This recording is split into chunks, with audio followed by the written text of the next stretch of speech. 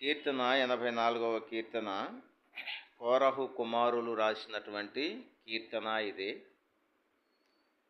ఈ కీర్తన రాసేటప్పుడు కోరహు కుమారులు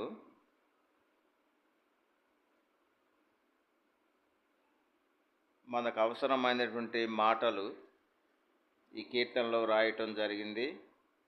ఈ కీర్తన అంతా కనుక మనం జ్ఞాపకం చేసుకుంటే ఈ కీర్తనను 3 భాగాలుగా మనం విభజించవచ్చు. మొదటి 4 వచనాలేమో దేవుని మందిరంలో నివసించుట వలన కలిగేటువంటి ధన్యత అని. ఆ తర్వాత 5 నుంచి 9 వచనాలేమో దేవుని శక్తి వలన కలిగేటువంటి ధన్యతగా. మూడవదిగా మనం చూస్తే ఆ 10, 11, 12 వచనాలేమో దేవుడే సూర్యము కేడముగా గలవారికి ధన్యత అని. కాబట్టి ఈ కీర్తన అంతా కూడా ఈ లోకంలో మానవులు ఎలాగూ ధన్యత పొందుతారు, ఎలాగూ ధన్యులు కాగలరు అనే మాటలే మనం ఇక్కడ చూస్తాం. ఈ భాగాలు 3 భాగాలుగా చేశాం మనం. ఈ 3 భాగాల్లో కూడా మనం చూస్తే ఈ లోకంలో ఉండేటువంటి మనుషులందరికీ ఎలాగూ ధన్యత పొందుతారు, ఆ ధన్యత ఎలాగొస్తుంది, ఎవరు ధన్యత పొందుతారు అనే మాటలే మనం చూస్తాం ఇక్కడ. అందుకే ఈ 84వ కీర్తన ఈ 4వ వచనంలో మనం చూస్తే ఆ ధన్యతలు ఒక్కొక్కటిగా మనం చూద్దాం. మొట్టమొదటిగా 4వ వచనంలో నీ మందిరమునందు నివసించువారు ధన్యులు అని. రెండవదిగా చూస్తే 5వ వచనంలో నీ వలన బలమునందు మనుష్యులు ధన్యులు అని. మూడవదిగా చూస్తే 12వ వచనంలో మనం చూస్తే సైన్యములకు అధిపతియగు యెహోవా నీయందు నమ్మిక ఉంచువారు ధన్యులు. ఈ లోకంలో ఎవరు ధన్యులు అని ఆలోచన చేసినప్పుడు కోరాహు కుమారులు చెప్పినటువంటి మాట ఏంటి అంటే దేవుని మందిరంలో నివసించే వాళ్ళు ధన్యులు అని, దేవుని వలన బలము పొందేటువంటి వాళ్ళు ధన్యులు అని. మూడవదిగా చూస్తే దేవుని యందు నమ్మిక ఉంచువారు ధన్యులు అని. కాబట్టి ఈ 3 మాటల్ని మనం కొద్ది సమయాన్ని 3 మాటల గురించి ధ్యానించుకొని తర్వాత మనం ప్రార్థనతో ముగించుకుంటాం. మొట్టమొదటిగా చూస్తే నీ మందిరమునందు నివసించువారు ధన్యులు అనే మాట మనం చూస్తాం ఇక్కడ. అయితే ఈ మందిరంలో ఏముంటాయి? దేవుని మందిరంలో నివసించటం అనేది ధన్యత. ఈ దేవుని మందిరం ఎలాగుంటుంది, దేవుని మందిరంలో ఏముంటాయి, దానిని బట్టి మనకు ధన్యత కలుగుతుంది అని. దేవుని మందిరం ఎలాంటిదంట? మొదటి వచనాన్ని మనం చూస్తే 84వ కీర్తనలో సైన్యములకు అధిపతివగు యెహోవా నీ నివాసములు ఎంత రమ్యములు. రమ్యము అంటే మంచిది, అందమైనది. కాబట్టి దేవుని మందిరం ఎలాంటిది అంటే చాలా చక్కటి మందిరం అని. అందుకే దేవుని మందిరంలోకి వచ్చే హృదయాలు ఎలా ఉంటాయంటే దేవుని సన్నిధిని కలిగి ఉంటాయి. మనం బయటుండి ఉండేటప్పుడు వచ్చేటువంటి ఆలోచనలు వేరు, దేవుని మందిరంలోకి రాగానే వచ్చేటువంటి ఆలోచనలు వేరు. ఎందుకంటే దేవుని మందిరం దేవుని సన్నిధితో నింపబడతా ఉంటుంది.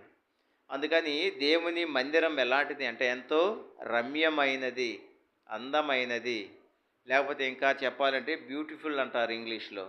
కాబట్టి దేవుని నివాసములు ఎలాంటివంట? రమ్యమైనవి అని.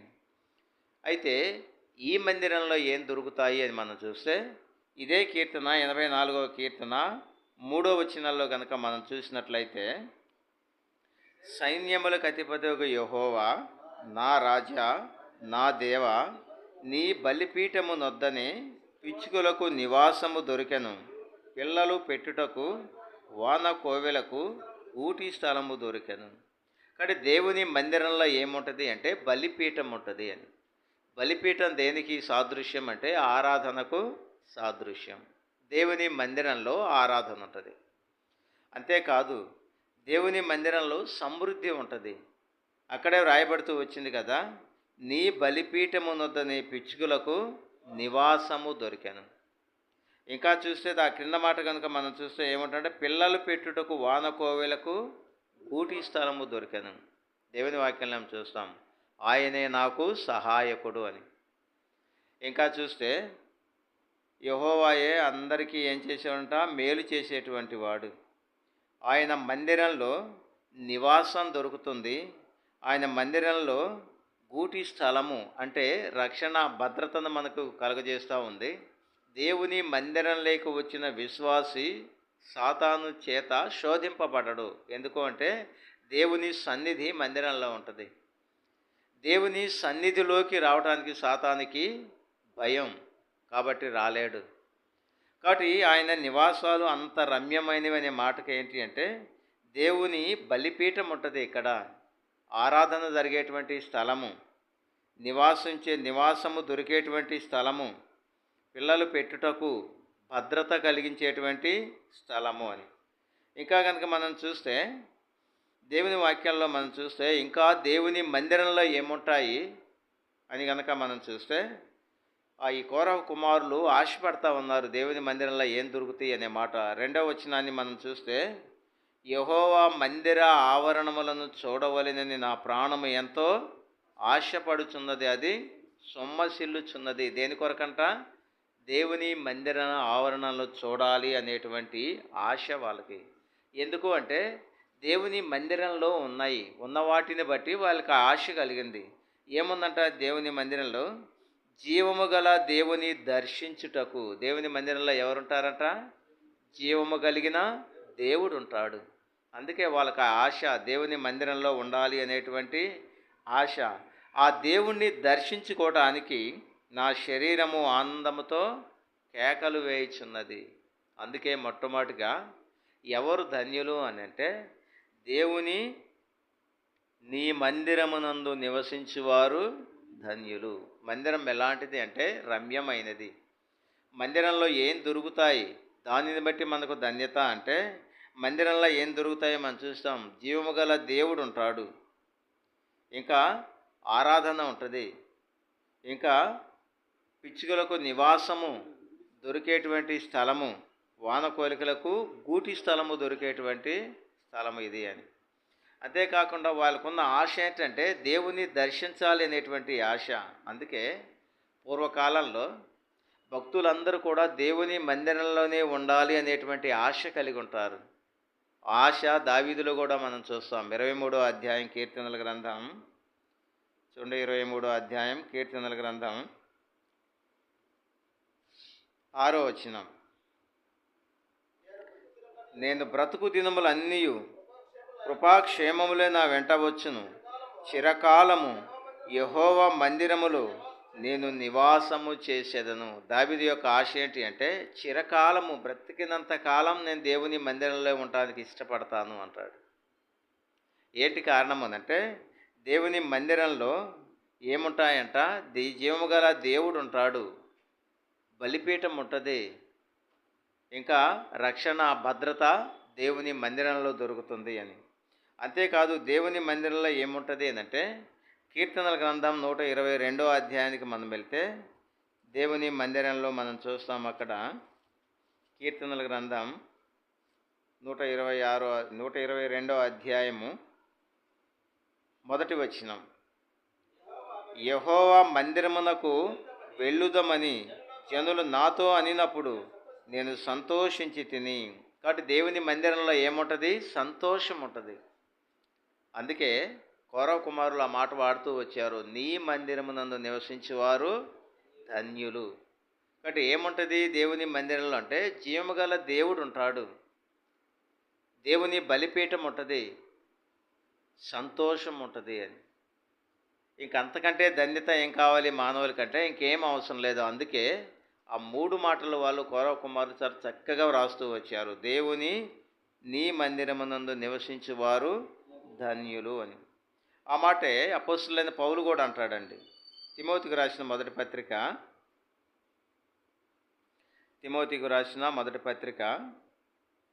3వ అధ్యాయము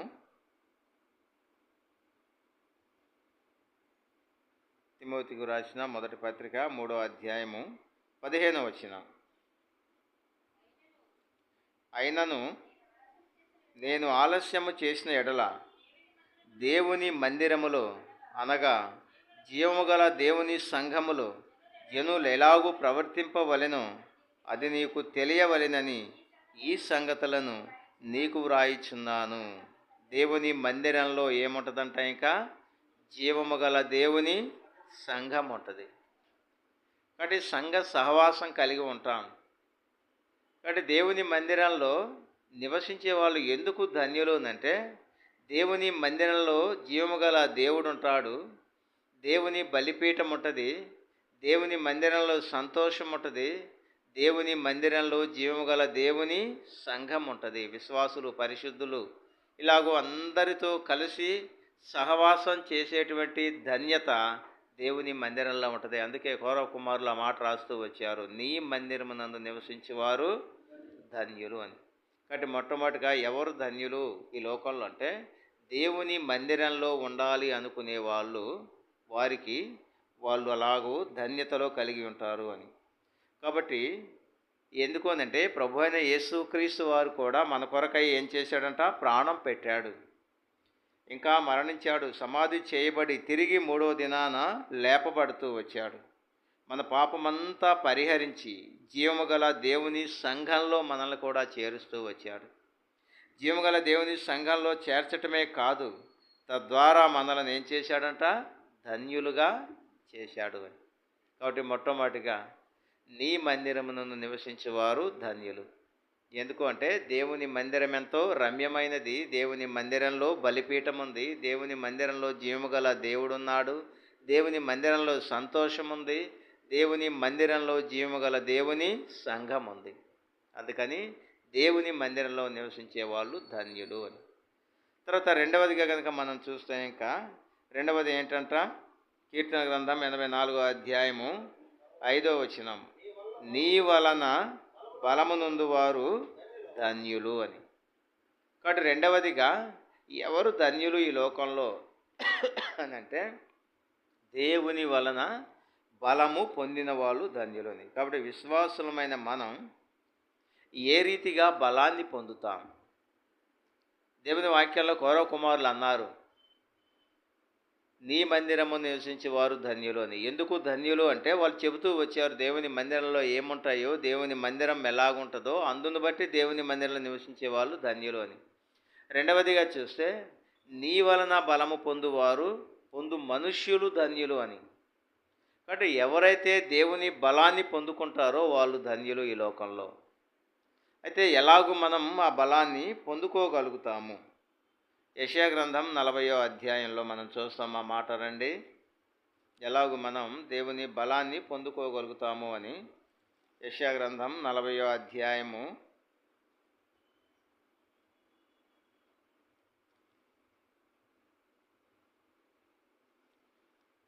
31వ వచనం,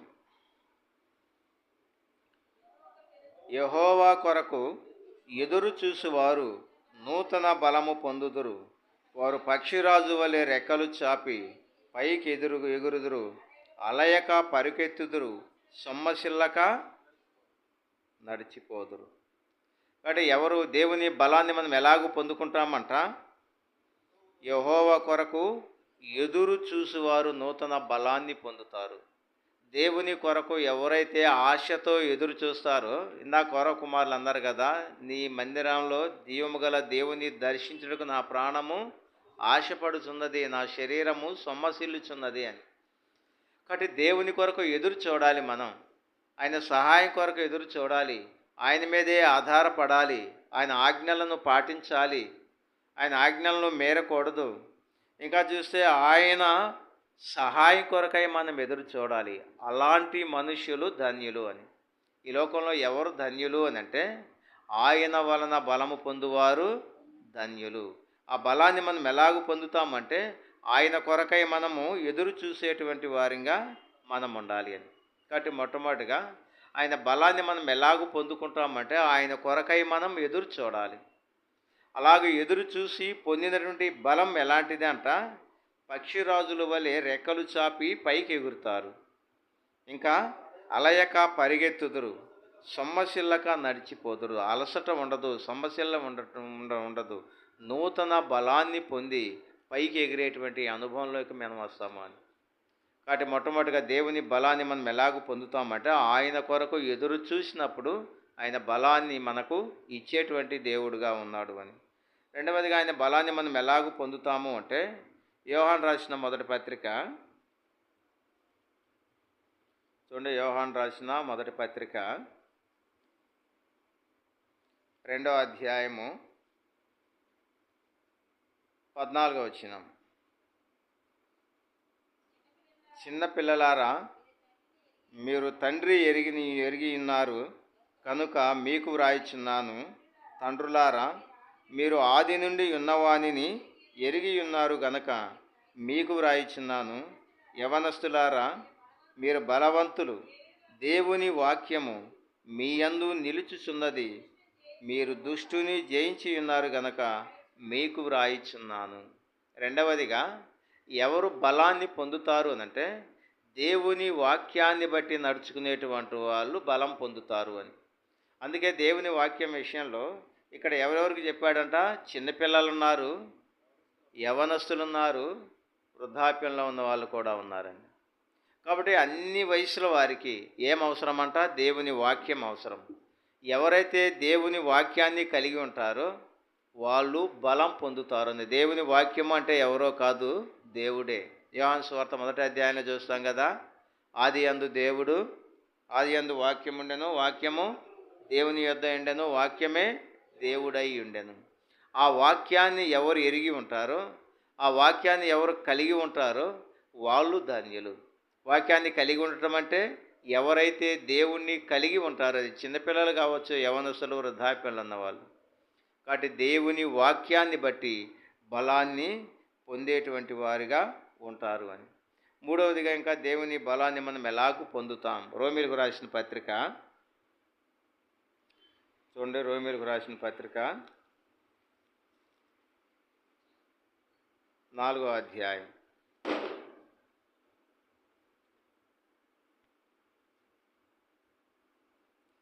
రోమీయులకు రాసిన పత్రిక 4వ అధ్యాయము 21వ వచనం. దేవుని మహిమపరచి ఆయన వాగ్దానమును చేసిన దానిని నెరవేర్చుటకు సమర్థుడని రూఢిగా విశ్వసించి విశ్వాసము వలన బలము నొందెను. కాబట్టి మూడవదిగా చూస్తే నీ బలము నొందు వారు ధన్యులు అనే మాట. దేవుని బలాన్ని మనం ఎలాగ పొందుతామంట? ఒకటేమో దేవుని కొరకు ఎదురు చూడాలి, రెండవదేమో వాక్యాన్ని బట్టి బలం పొందాలి, మూడవదేమో ఇక్కడ చూస్తే విశ్వాసాన్ని బట్టి బలం పొందాలి. కాబట్టి ఎంత విశ్వాసం మనలో ఉంటే అంత బలంగా దేవుడు మనల్ని ఉంచుతాడు అని. కాబట్టి నీ వలన బలము పొందువారు ధన్యులు. రెండవదిగా ఎవరు ఈ లోకంలో ధన్యులు అంటే విశ్వాసము వలన బలాన్ని ఎవరైతే పొందుతారంటే మనలో ఎంత విశ్వాసం ఉంటే దేవునిలో అంత బలంగా ఎదుగుతాం మనం అని. కాబట్టి నీ వలన బలము పొందువారు ధన్యులు అంటే విశ్వాసము వలన బలం పొందుతాం. నాలుగవదిగా చూద్దారండి, దానియేలు గ్రంథం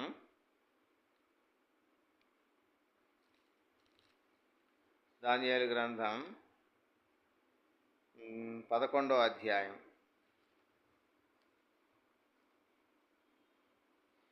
దానియేలు గ్రంథం 11వ అధ్యాయం 32వ వచనం. అందుకతడు ఇచ్చకపు మాటలు చెప్పి నిబంధనను అతిక్రమించు వారిని వశపరుచుకొనును. అయితే తమ దేవుని ఎరుగువారు బలము కలిగి గొప్ప కార్యములు చేసెదరు. కాబట్టి ఎవరు ఈ లోకంలో ధన్యులు అని అంటే దేవుని బలాన్ని ఎరిగి. ఇక్కడ రాయబడిన మాట అంటే తమ దేవుని ఎరుగువారు బలము కలిగి గొప్ప కార్యములు చేసెదరు. ఎవరిని ఎరగాలంట? దేవుణ్ణి ఎరిగిన వాళ్ళు అని. కాబట్టి ఈ లోకంలో ఎవరు ధన్యులో కౌరవ కుమారులు ద్వారా మనకు తెలియపరచబడినటువంటి మాట ఏంటి అంటే ఎవరైతే దేవుణ్ణి ఎరుగుతారో వాళ్ళు బలము కలిగి గొప్ప కార్యాలు చేసేవాళ్ళుగా ఉంటారని. అంటే దేవుని బలాన్ని పొందుతారు అని.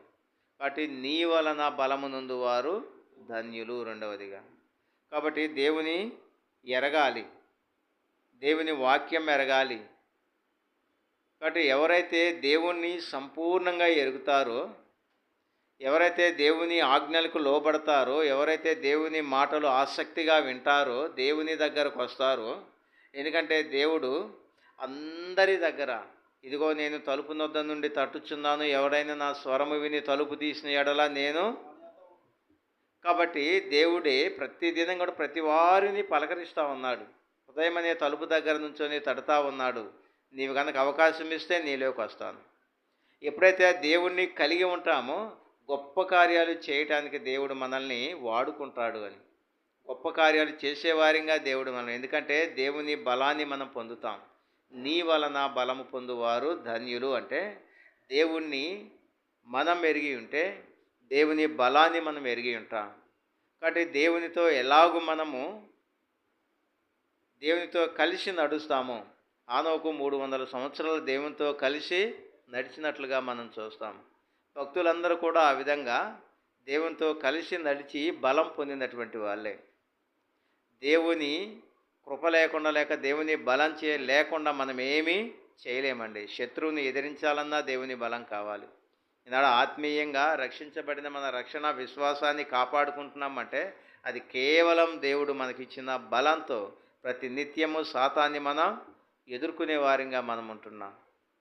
ప్రార్థన, సాతాను మన జోలికి రాదు. ఆరాధన, ఇంకా ఇవన్నీ కూడా దేవుని వాక్యాన్ని ఎవరైతే హృదయంలో ఉంచుకుంటారో ఆ హృదయాల్లోకి సాతాను రావడానికి ఎలాంటి ఆస్కారము ఉండదు. ఎందుకంటే దేవుని బలమేంటో శత్రువుకు తెలుసు. ఆ బలాన్ని నువ్వు కలిగి ఉంటే నీ దగ్గరకు రాదు. నీవు ధన్యుడువు, ధన్యురాలుగా ఉంటావు. కాబట్టి అందుకే నీ వలన బలము పొందువారు ధన్యులు అనే మాట మనం చూస్తాం. కాబట్టి 3 మాటలు మనం చూసాం. ఒకటేమో దేవుని కొరకు ఎదురు చూసేవారు ధన్యులు, రెండవదేమో దేవుని వాక్యాన్ని బట్టి ధన్యులు, మూడవదేమో విశ్వాసాన్ని బట్టి ధన్యులు, నాలుగవదేమో దేవుని ఎరుగుటను బట్టి ధన్యులు, ఐదవదిగా చూద్దారని ఇంకా ఎవరు ధన్యులంట. లూకాసు వార్త 21వ అధ్యాయం.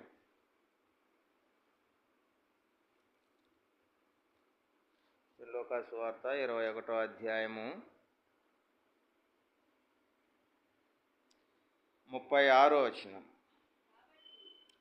కాబట్టి మీరు జరగబో వీటి నెలలను తప్పించుకొని మనిషి కుమారుని ఎదుట నిలవబడుటకు శక్తి వారొగనట్లు ఎల్లప్పుడూ ప్రార్థన చేసు మెలకువగా ఉండుడని చెప్పాను. నీ వలన బలము పొందువారు ధన్యులు అంటే ఏ వ్యక్తి అయితే, ఏ విశ్వాసి అయితే రక్షించబడిన తర్వాత ప్రార్థన కలిగి ఉంటాడో, ప్రార్థన దేవుని బలాన్ని ఇస్తుంది మనకి.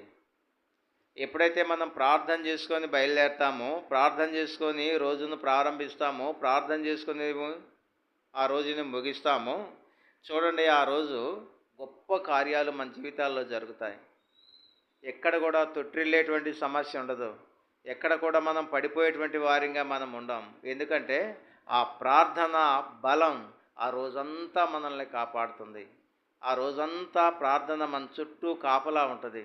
ఆ ప్రార్థన దేవుడే ఆలకించి మన చుట్టూ అగ్ని ప్రాకారం ఉంచుతాడు. ఆ ప్రార్థనలో అంత బలం ఉంటుంది అని. కాబట్టి నీ వలన బలము పొందువారు ధన్యులు అని అంటే నీ ప్రార్థన జీవితం దేవుని బలాన్ని నీ చుట్టూ అగ్ని ప్రాకారంగా ఉంచుతుంది అని. కాబట్టి ఐదవదిగా మనం చూస్తే దేవుని ప్రార్థన మనకు ఎలాగుంటుందంట. నిజమే, ప్రభు అన్నాడు ఆ మాట. చూడండి 4వ అధ్యాయం ఫిలిప్పీలకు రాసిన పత్రిక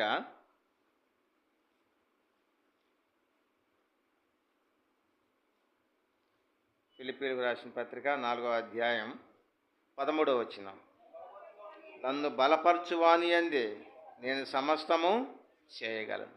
ఎవరైతే దేవుని బలంతో బలపరుస్తారో దేవుణ్ణి, వాని యందు ఏం చేస్తారంట, సమస్తము చేయగలుగుతాను అన్నాడు. కాబట్టి దేవుని బలము పొందువారు, నీ వలన బలము పొందువారు ధన్యులు. ప్రభు అన్నాడు, నన్ను బలపరచువాని యందే నేను సమస్తమును చేయగలను అని. కాబట్టి దేవుని చేత బలపరచబడిన వారు ఎలాగుంటారంటే యాత్రలు చేసేవారిగా ఉంటారంట. దేవుని వాక్యంలో మాట చూస్తాం. ఎవరైతే దేవుని చేత బలపరచబడతారో, ఎందుకంటే ప్రభువే అన్నాడు, నన్ను బలపరచు వాని యందే నేను సమస్తము చేయగలను. దేవుని బలాన్ని పొందుకొని ఎవరైతే దేవుణ్ణి బలపరుస్తామో మన జీవితంలో అలాంటి వారు యాత్రలు చేసేవారిగా ఉంటారంట. ఎలాంటి యాత్రలు ఇవి అని మనం చూస్తే కీర్తన గ్రంథం 84వ అధ్యాయానికి వెళ్దాం. మనం చదువుకున్నటువంటి ఆ భాగానికి. కీర్తన గ్రంథం 84వ అధ్యాయము 5వ వచనం మళ్ళీ చదువుకుందాం ఆ మాట. నీ వలన బలమునందు మనుష్యులు ధన్యులు, యాత్ర చేయు మార్గములు వారికి అతి ప్రియములు. ఏ మార్గాలు అంటే యాత్ర చేయు మార్గములు. యాత్ర అంటే ఏం యాత్ర ఇది అని అంటే సువార్త యాత్ర అని. కాబట్టి దేవుని వలన బలము పొందేటువంటి వారు యాత్రలు చేస్తారంటే సువార్తను ప్రకటించే వారిగా ఉంటాడు. యేసుప్రభువు వారు సువార్త ప్రకటించాడా లేదా? యేసయ్య సువార్త ప్రకటించాడు. ఇంకా చూస్తే ఆయన శిష్యులు కూడా సువార్తను ప్రకటన చేశారు. అపోస్తలుడ పౌలైతే కన్నీళ్లు విడిచి ఆయన సువార్త ప్రకటించవలసిన భారము నా మీద ఉంది అని. సువార్త ప్రకటించకపోతే నాకు శ్రమ అన్నాడు. ఎవరు వీళ్ళంతా అంటే దేవుని బలాన్ని పొందుకున్నటువంటి వాళ్ళు. తండ్రి అయిన దేవుని బలాన్ని పొందుకొని యేసయ్య సువార్తను ప్రకటించాడు ఈ లోకంలో. యేసు ప్రభువారి బలాన్ని పొందుకొని శిష్యులు సువార్త ప్రకటన చేశారు. తెలిసినటువంటి అపోస్తలుడైన పౌలు కన్నీళ్లు విడిచి అసలు సువార్త ప్రకటించకపోతే నాకు శ్రమ అంటూ ఆ భారం నా మీద ఉంది అంటారు. కాబట్టి అవి ఇంకా దేవుని వాక్యాలను చూస్తాం. కన్నీళ్లతో విత్తువాడు సంతోషంతో పంట కోయును అని. కాబట్టి 3వదిగా మనం చూస్తే దేవుని నుండి బలము పొందేటువంటి వారు యాత్రలు చేసేవారిగా ఉంటారు. ఎలాంటి యాత్ర ఏదంటే సువార్త పని చేసేటువంటి వాడుగా ఉంటారు. కాబట్టి సువార్త పని చేస్తున్నప్పుడు దేవుడు మనల్ని ధన్యులుగా చేస్తాడని. ఎవరు ఈ లోకంలో ధన్యులు అంటే నీ వలన బలము పొందువారు ధన్యులు. ఎలాంటి బలము మనం పొందుకునేది, ఎలాగూ పొందుకోగలమో 5 కారణాలు మనం చూస్తూ వచ్చాం. అయితే ఈ 5ట్లోకి ముఖ్యమైనది ఏంటంటే సువార్త పని అని. ఎవరైతే సువార్త చేస్తున్నప్పుడు దేవుడు మనల్ని అంతగా బలపరుస్తాడు అని, అలాంటి వారు ధన్యతలోనికి వస్తారు అని. చివరిగా 3వదిగా ఇంకా ఈ లోకంలో ఎవరు ధన్యులంట? 84వ అధ్యాయం 12వ వచనంలో చూశారు కదా. సైన్యులకు అధిపతికి యెహోవా నీ యందు నమ్మిక ఉంచువారు ధన్యులు. ఈ లోకంలో ధన్యులు ఎవరో కౌరవ కుమారుల ద్వారా మనకు తెలియపరచబడినట్టు ఒకటేమో నీ మందిరమునందు నివసించేవారు ధన్యులు, రెండవదేమో నీ వలన బలము పొందు మనుష్యులు ధన్యులు, చివరిగా 3వదిగా నీ యందు నమ్మిక ఉంచువారు ధన్యులు అనే మాట మనం ఇక్కడ చూస్తాం. కాబట్టి దేవుని యందు నమ్మిక ఉంచుట ద్వారా ధన్యులం అవుతాం. వాస్తవమే. మార్కు సువార్త 11వ అధ్యాయం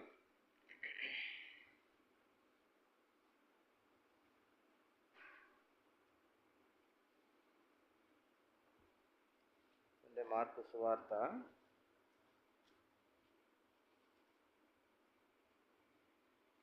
11వ అధ్యాయము 24వ వచనం. అందుచేత ప్రార్థన చేయనప్పుడు మీరు అడుగుచున్న వాటి నెలను పొంది ఉన్నామని నమ్ముడి, అప్పుడు అవి మీకు కలుగునని మీతో చెప్పుచున్నాను. ఇది విశ్వాసం అంటే. మన ప్రార్థన చేస్తాం, ఏదో ప్రార్థనకి వెళ్తున్నాం కాబట్టి ప్రార్థన చేయటం కాదు. ప్రార్థన చేసేటప్పుడు ఖచ్చితంగా నేను ఏదైతే ప్రభువుని అడుగుతాడో అది నాకు దయచేస్తాడో అన్నటువంటి విశ్వాసం కనుక మనకుంటే మనం ఆ బలాన్ని పొందేటువంటి వారిగా ఉంటాం. ఆ ధన్యతలోనికి మనం రాగలుగుతాం. మనకు తెలుసు, హన్నా ప్రార్థన చేసింది. నాకు సంతానం కావాలని కాదు ప్రార్థన చేసింది. ఆమె ఏమని అడిగింది? నాకు ఒక కుమారుని దయచేయమంటే ప్రార్థనలో స్పష్టత ఉండాలి. మనం ఏది అడుగుతామో అది స్పష్టంగా దేవుణ్ణి అడగాలి. అడిగినటువంటి దానిని పొందాము అనేటువంటి విశ్వాసం మనలో ఉండాలి. కాబట్టి ఇక్కడ మనం చూసినట్లయితే మనం ఏదైతే అడుగుతామో దాన్ని పొందుకుందాము అనేటువంటి గొప్ప విశ్వాసం కనుక మనలో ఉంటే నీ యందు నమ్మిక ఉంచువారు ధన్యులు అని ఆ ధన్యతలోనికి మనం తీసుకొని వెళ్తామని. ఆయన యందు నమ్మకం ఏంటి అని అంటే ఏదైతే అడిగామో అది ప్రభు నాకు దయచేస్తాడన్న నమ్మకంతో ప్రభువుని అడగాలి. అంతేగాని ప్రార్థనకి వెళ్తున్నాం కాబట్టి ప్రార్థన చేస్తున్నామని కాదు ఇక్కడ. ఎలాగ అడగాలంట? విశ్వాసంతో అడగాలి, నమ్మకంతో అడగాలి.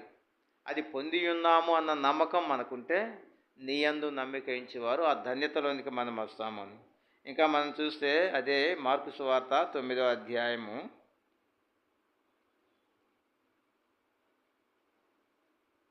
ఎందుకంటే ఆ విశ్వాసం అలాంటిది. 23వ వచనం, పడద్రోయును ఏమైనను నీ వలనైతే మా మీద కనికరపడి మాకు సహాయము చేయుమనెను. అందుకు యేసు, నమ్ముట నీ వలనైతే నమ్మువానికి సమస్తము సాధ్యమే. కాబట్టి నమ్మిక ఉంచువారు, నీ యందు నమ్మిక ఉంచువారు ధన్యులు అంటే ఆ మాట ప్రభువే చెప్పారు. నమ్ముట నీ వలనైతే నమ్మువానికి సమస్తము సాధ్యమే. కాబట్టి దేవుని మీద నీకు ఆ నమ్మకం ఉంటే అది ఖచ్చితంగా దేవుడు నీకు సాధ్యపరుస్తాడు అని. నమ్మకం లేకుండా ఏదో అందరితో పాటు మనం కూడా ప్రార్థన చేద్దాం అనుకుంటే అది ఎలాగుంటుంది అంటే దానికి సరైనటువంటి జవాబు రాదు మనకి. మనం ఏం చేయాలి అంటే మనం దేవుని ఎంతగా నమ్ముతామో అంతగా దేవుని నుండి మనం పొందుకుంటాము అని.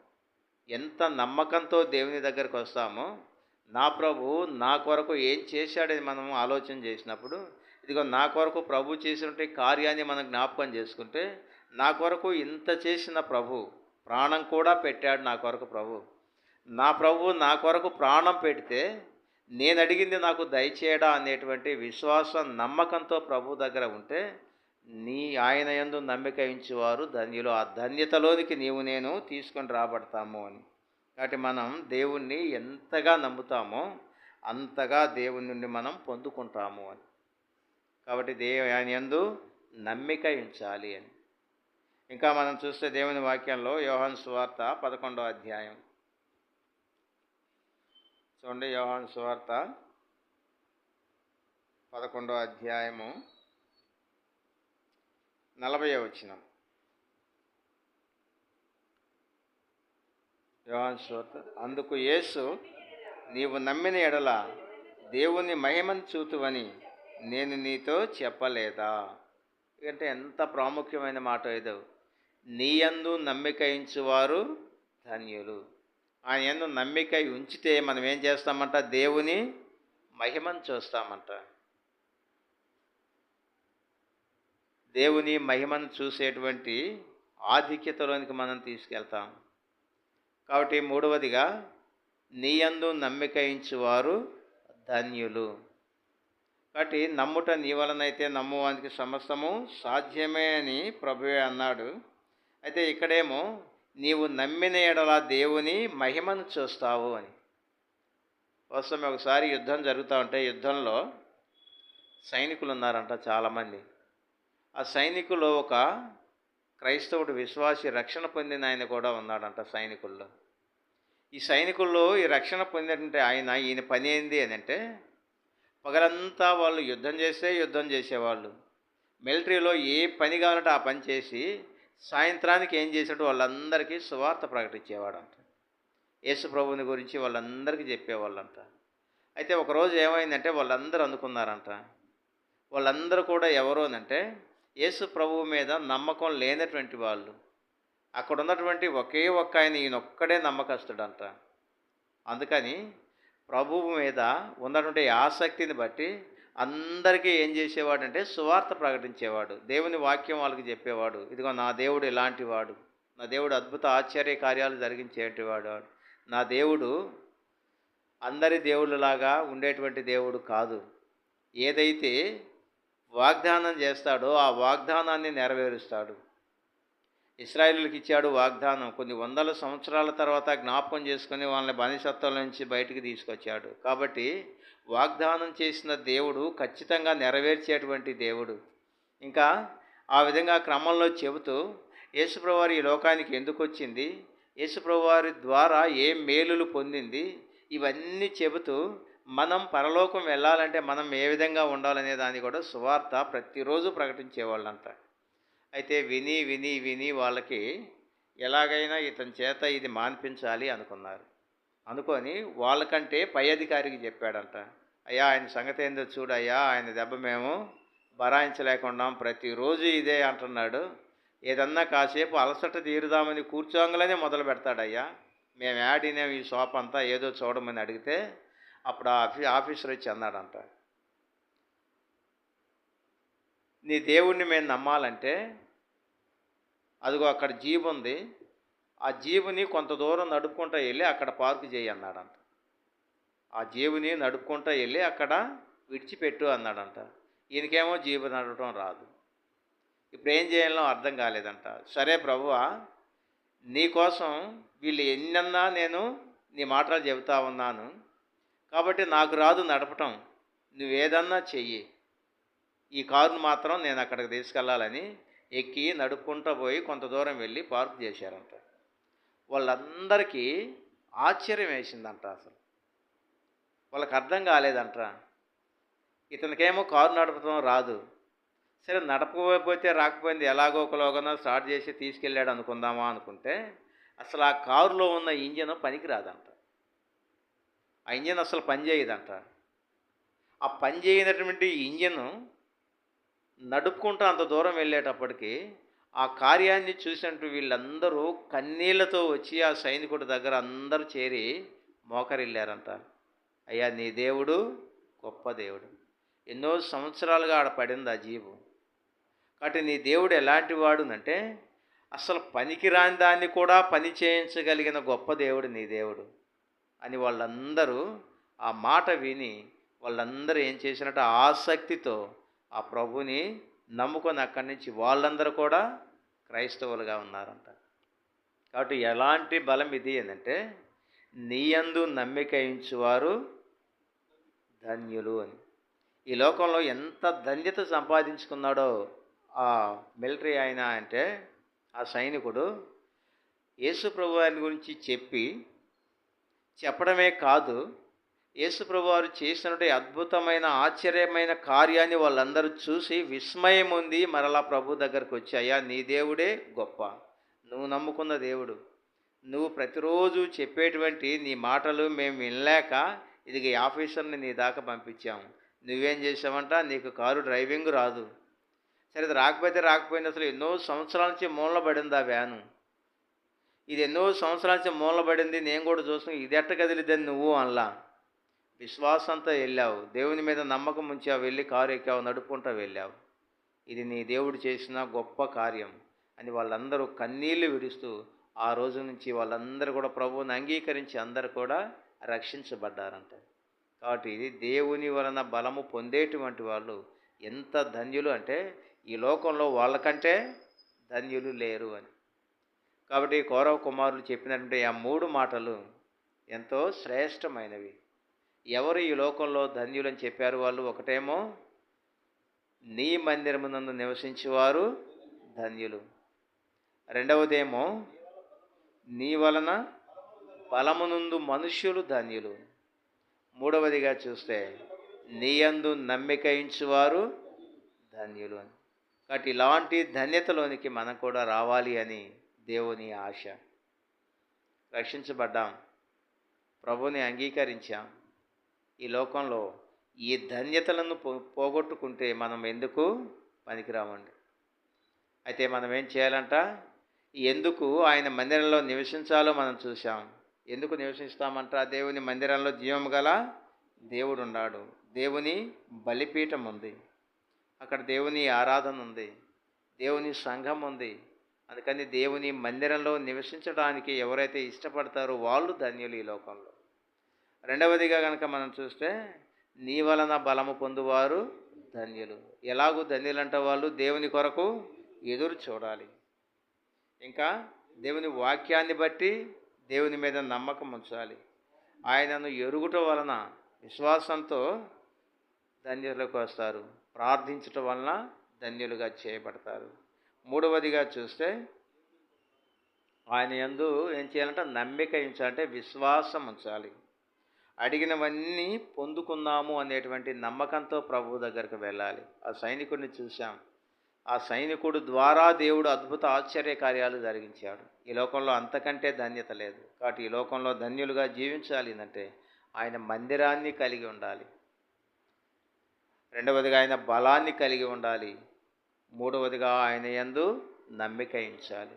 ఎవరైతే ఈ 3 కార్యాలు కలిగి ఉంటారో ఈ లోకంలో వాళ్ళకంటే ధన్యులు మరొకరు ఉండరు. అలాంటి ధన్యతల గురించి కౌరవ కుమారులు ఎరిగిన వారై, నీ మందిరమునందు నివసించువారు ధన్యులు, నీ వలన బలము పొందు మనుషులు ధన్యులు, తర్వాత నీ యందు నమ్మిక ఉంచువారు ధన్యులు. ఇలాంటి ధన్యతలోనికి రావాలని ప్రభు మన ఎడల ఆశ కలిగి ఉన్నాడు. అలాంటి ధన్యతలోనికి ప్రభు మనల్ని నడిపించి భద్రపరచును గాక. ప్రార్థన చేసుకుందాం.